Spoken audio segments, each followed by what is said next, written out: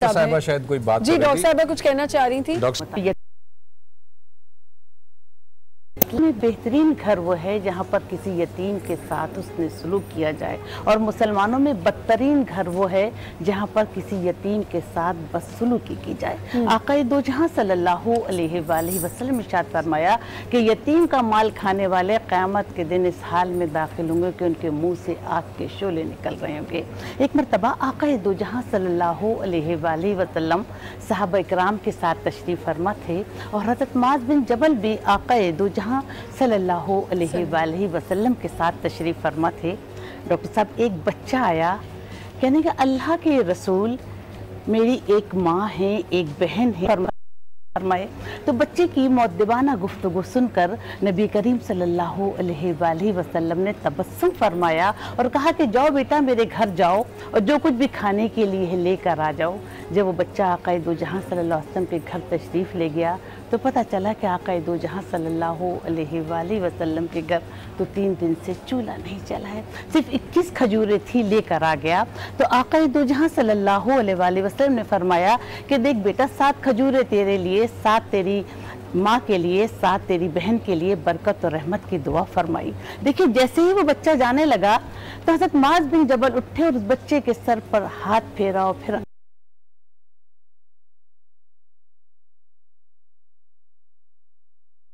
उन्होंने कहा कि मुआज़ तुम क्यों उतर गए थे? उन्होंने कहा, या रसूलल्लाह, मैं शफ़क़त की नियत से उतर गया था, मोहब्बत की नियत से उतर गया था, शफ़क़त की नियत से बच्चे के सर पर दस्ते शफ़क़त फेरा। ये सुन्नत था कि आक़ाए दो जहाँ सल्लल्लाहु अलैहि वसल्लम ने इरशाद फरमाया कि कसम है उस परवरदिगार की जिसके कब्ज़े कुदरत में मेरी जान है, जो शख्स किसी यतीम के सर पर शफ़क़त से हाथ फेरता है तो यतीम के हर बाल के बदले अल्लाह ताला उसके नामा अमाल में 1000 नेकियां लिख देता है, 1000 गुनाहों को मिटा देता है और 1000 दर्जात बुलंद कर देता है। इसी तरह आक़ाए दो जहाँ सल्लल्लाहु अलैहि वसल्लम, ईद का दिन था, मक्के की गली से गुजरे थे, एक बच्चा फटे पुराने कपड़े पहने बैठा है। तो नबी करीम सल्लल्लाहु अलैहि वसल्लम ने कहा कि बेटा, आज ईद का दिन है, सबने नए कपड़े पहने हैं और तुम फटे पुराने कपड़े पहने बैठे हो। तो बच्चा रोने लगा, कहने या रसूलल्लाह, इस दुनिया में मेरा कोई वारिस नहीं, इस दुनिया आप नहीं जो मेरे नए कपड़े बनाता। तो आक़ाए दो जहाँ सल्लल्लाहु अलैहि वसल्लम ज़ारो क़तार होने लगे और उस बच्चे से कहा कि क्या तुम चाहते हो कि तुम्हें आयशा जैसी माँ मिले? क्या तुम चाहते हो कि तुम्हें मोहम्मद जैसा बाप मिले? आक़ाए दो जहाँ सल्लल्लाहु अलैहि वसल्लम उस बच्चे को घर ले गए, सारी ज़िंदगी उसकी परवरिश की। ये हुकूकुल इबाद की मेराज है। अगर हम आज हुकूकुल इबाद पर अमल कर लें तो हमारे अल्लाह ताला का कुर्ब भी हासिल हो जाएगा, हमारी बख्शिश के सामा भी पैदा हो जाएंगे, हमारी दुनिया भी संवर जाएगी और हमारी आखिरत भी संवर जाएगी। बहुत खूबसूरती से आपने बयान किया इसको। और हुकूकुल इबाद जो है वो, ये तो एक ज़ुबैर साहब, बहुत ऐसी बातें जो हमने सुनी, हमेशा से सुनी, और उनको अपनी ज़िंदगी में शामिल करने की हिम्मत चाहिए होती है। हम बहुत बातें करते हैं तहरीम, लेकिन हम सुन लेते हैं, ऐसी ट्रांसमिशन हर साल होती हैं, इतनी अच्छी बातें हम सुनते हैं ज़ुबैर साहब, लेकिन उसको अमल करने में हमें बड़ा टाइम लगता है। आमिना, मुझे लगता है कि हम लोगों की ज़िंदगी में एवरेज 30, 40, 50, 60, 70 रमज़ान आते हैं। आप जब अपनी एक शऊर की उम्र को पहुंचते हैं तो 10, 12, 15 साल आपकी उम्र हो चुकी होती है। तो अगर आप हर रमज़ान में एक अच्छी बात सीखें तो और एक अच्छी बात अडॉप्ट करें, और आपको लगता हो कि जी मेरे अंदर एक गलत बात है, एक ख़राब बात है या एक गलत आदत है जिसको मैं छोड़ना चाहता हूँ या छोड़ना चाहती हूँ, तो अगर आप से और एक अच्छी आदत अडॉप्ट कर लें तो I think by the time आप अपने सफ़र के एंड में पहुंचेंगे, आपने बड़ा कुछ सीख लिया होगा, बड़ा कुछ समझ लिया होगा। तहरीम, इसमें एक और चीज़ मैं ऐड ज़रूर करना चाहूँगी, और आप भी रोज़मर्रा की ज़िंदगी में देखती होंगी कि हमारे इर्द गिर्द में ये भी बड़ा होता है कि देखा दाखी में थोड़ा बहुत इंसान जो है दूसरों का ख्याल रखने लगता है। तो ये मैं एक बात पूछना चाहती हूँ कि क्या उसका सवाब हमें मिलेगा कि अगर हम देखा दाखी में कर रहे हैं? मैं एक चीज़ सिर्फ ऐड करना चाहूँगी। बहुत दफ़ा ऐसे होता है कि आप नेकी करते हैं और आप जो हुक्म है कि नेकी छुपा के करो, एक हाथ से दूसरे हाथ को भी ना पता चले, लेकिन कहीं कहीं मुझे लगता है कि अब हम जिस वो अहद में जिंदा हैं, वहाँ पे हम शो ऑफ बहुत करते हैं। बहुत शो ऑफ हम मैं तुम्हारी तस्वीर देखूंगी तो मैं अपनी तस्वीर अपलोड करूंगी, वो मेरी तस्वीर देखेंगे तो अपना खाना अपलोड करेंगे, बिकॉज हम एक ऐसे टाइम से गुजर रहे हैं। तो इस तरह के वक्त में मेरे ख्याल से जरूरी है कि जो आप अच्छा काम कर रहे हैं वो किसी के साथ आप शेयर जरूर करें। दोनों चीजें हैं, यानी एक हाथ से दे और दूसरे हाथ को ना पता चले, ये भी है। और वो जो है ना कि वम्मा बिनिअमति रब्बी का फ़हद्दिस, तो हमें बाज़ दफ़ा जो है ना अपनी अल्लाह ताला ने जो नेमतें दी हैं उसका इजहार भी करना होता है, ज़रूरी होता है। बहुत शुक्रिया तहरीम, आपने हमारा आज ये वक्त निकाला और इतने बिजी स्केड्यूल में आप हमारे साथ यहाँ पर आई। हम चलते हैं नात की जानिब, अगर हमारे पास वक्त है तो हम चलें, कलाम सुन लें। जी हम एक कलाम सुनते हैं। जी बेटा, आप क्या सुनाएंगी आज? एक वही नहीं उन पर कुर्बान ज़माना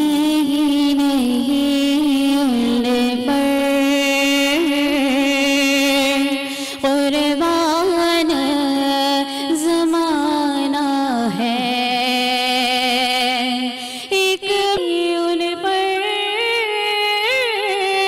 कुर्बान ज़माना है, जो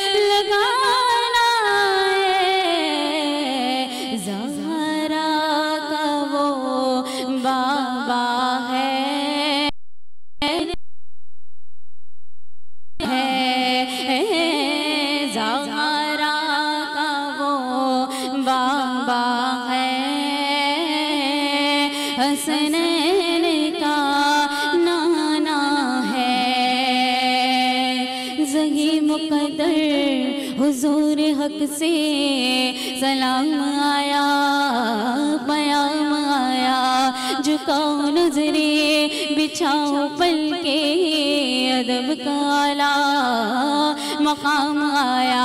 ये राहे हक है संभल के चलना, यहाँ है मंजिल कदम कदम पर पहुँचना।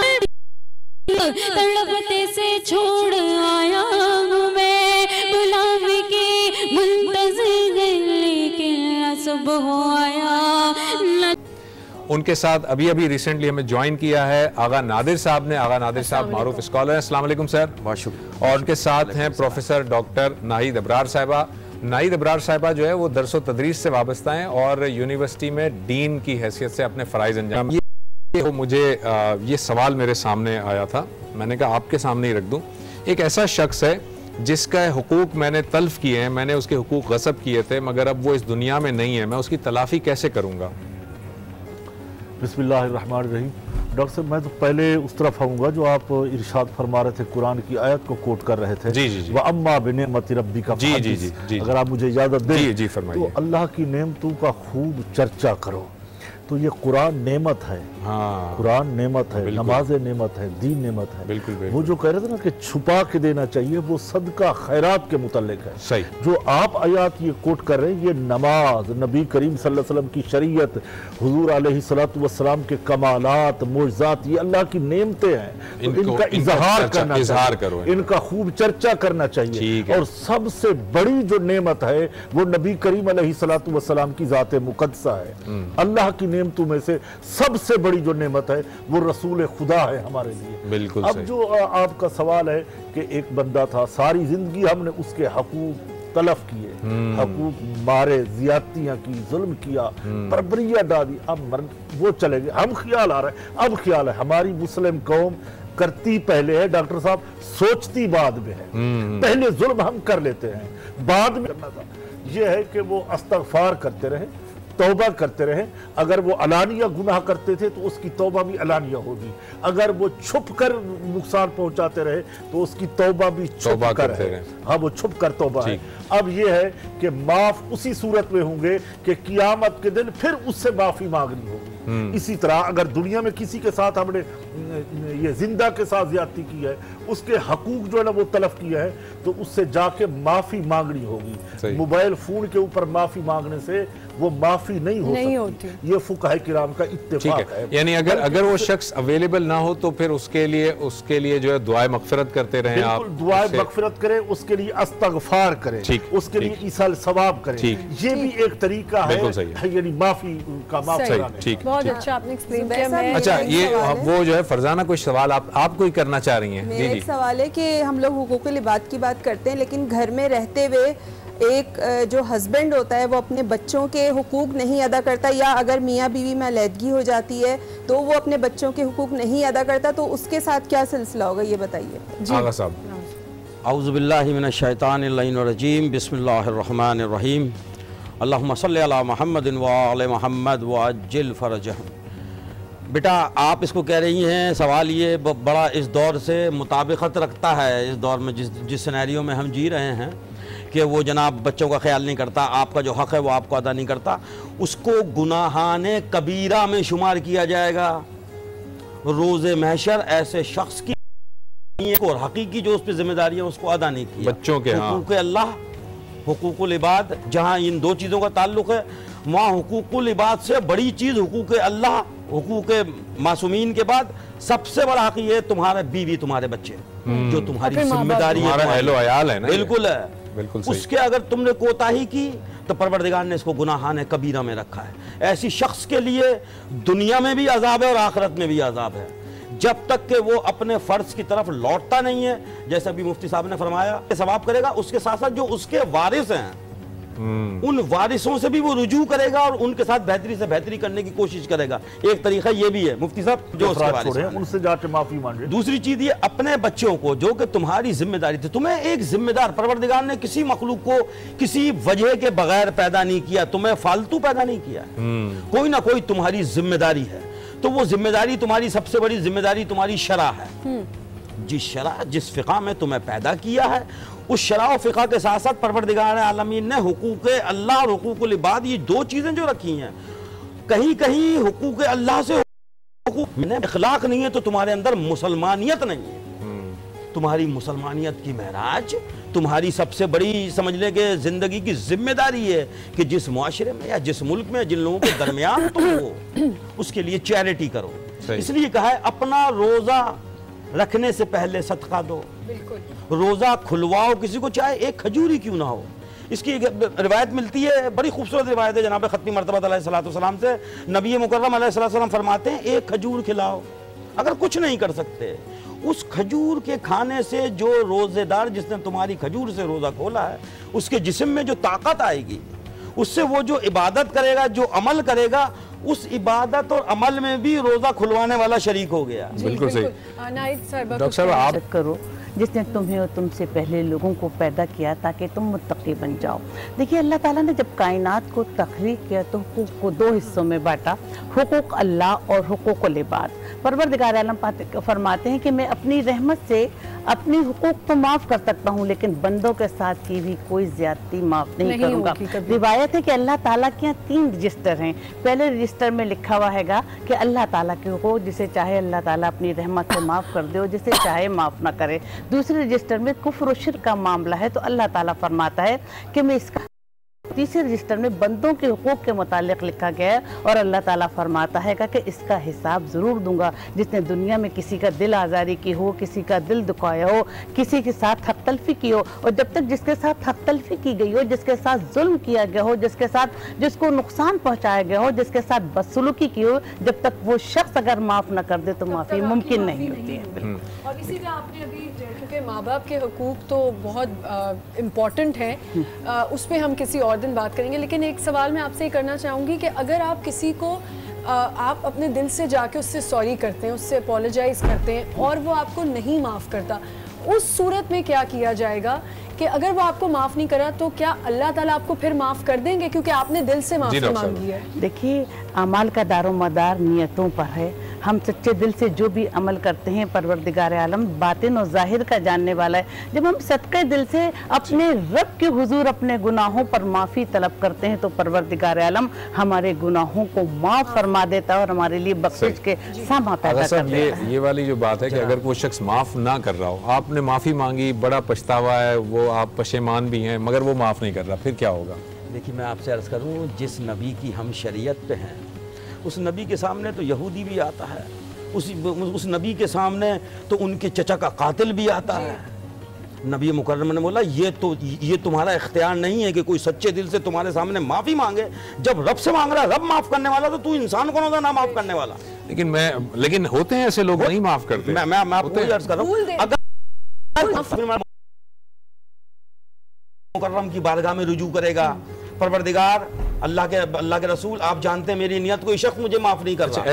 इस मौके पे एक हदीस मुझे याद आ रही है, ऐसा ही कोई वाकया था। आपकी बात, एक छोटा सा ब्रेक लेना है और ब्रेक के जब हम इसको कंटिन्यू कर लेंगे, जब हम ब्रेक से वापस आएंगे तो जुबैर साहब एक छोटा सा ब्रेक ले लेते हैं। आप कहीं मत जाएं, हमारे साथ रहें। आज न्यूज़ पे रमजान हमारा ईमान है।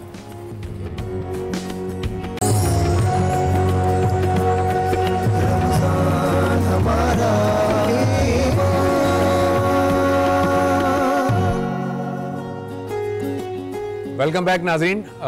ब्रेक पे जाने से पहले हम यहाँ गुफ्तगू कर रहे थे कि अगर कोई शख्स जो है वो किसी ने ज़्यादती की और ज़्यादती करने वाले शख्स को बाद में पशेमानी हुई और वो शख्स गया का इजहार भी किया, लेकिन वो शख्स माफ़ करने पर आमादा नहीं है, ऐसी सूरत हाल में क्या होगा?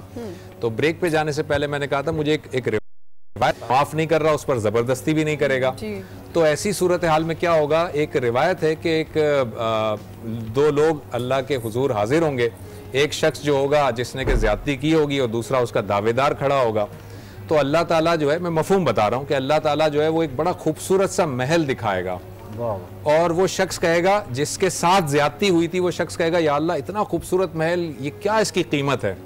तो अल्लाह ताला फरमाएंगे जो इसकी कीमत अदा कर दे ये उसका है। वो कहेगा क्या इसकी कीमत है और वो कौन अदा कर सकता है? तो अल्लाह ताला कहेगा वो तो तुम भी अदा कर सकते हो। और वो कहेगा कि या अल्लाह मैं कैसे अदा कर सकता हूँ? तो अल्लाह ताला कहेगा कि तू अपने इस भाई को अगर मुआफ कर दे तो तू, ये महल तेरा, ये महल है।